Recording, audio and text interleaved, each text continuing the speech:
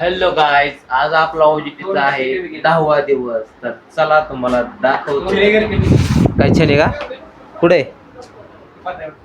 तर आपल्याला लागते छेनी. गाणाभाऊला छेनी लागते. आपण देतोय छेनी.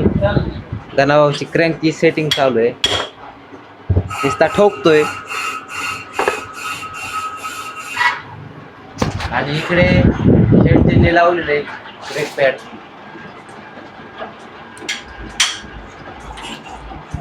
त्यांचं बी काम चालू आहे, माझं बी काम चालू आहे. आमच्या इकडे आले ते चाच्यांनी आणलेलं आहे. काय आणलंय? चाच्यांनी आणलेलं आहे क्रँक. त्याचं काम चालू आहे इथं सध्या. काय झालं? खूप चांगलं काम होतं.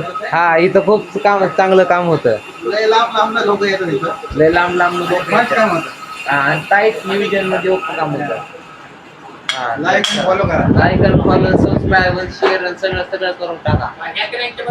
अशा प्रकारे कट मारतात.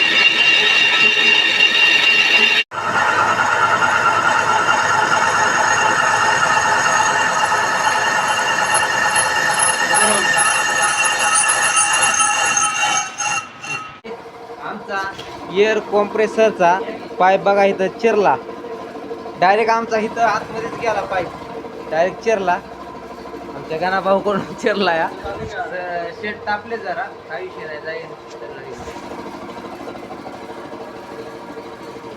गाणाभाऊ टेन्शन मध्ये. तर मित्रांनो, ह्या गाडीच्या चेन कव्हरच्या थ्रेड गेल्या होत्या. त्या थ्रेड बसून आता आम्ही केले बसवाय चालू. तर मित्रांनो, त्यानंतर लावलाय आपण मोटरचा रोटर पॉलिश माराय आणि कट माराय. आणि तिकडे आपल्या शेडने लावलाय ब्लॉक बोरिंग साठी. पाहू शकता,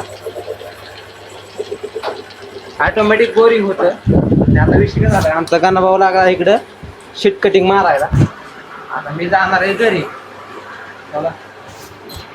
तर आपल्याला आलं होतं इथं शीटाला वेल्डिंग मारायचं काम. पाहू शकता आपण वेल्डिंग मारली.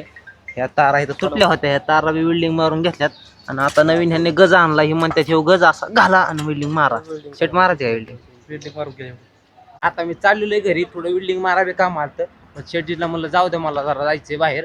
त्यामुळे निघालोय घरी. तर चला, भेटू उद्याच्या नवीन ब्लॉग मध्ये. तोपर्यंत वाट पाहत राहा. चलो.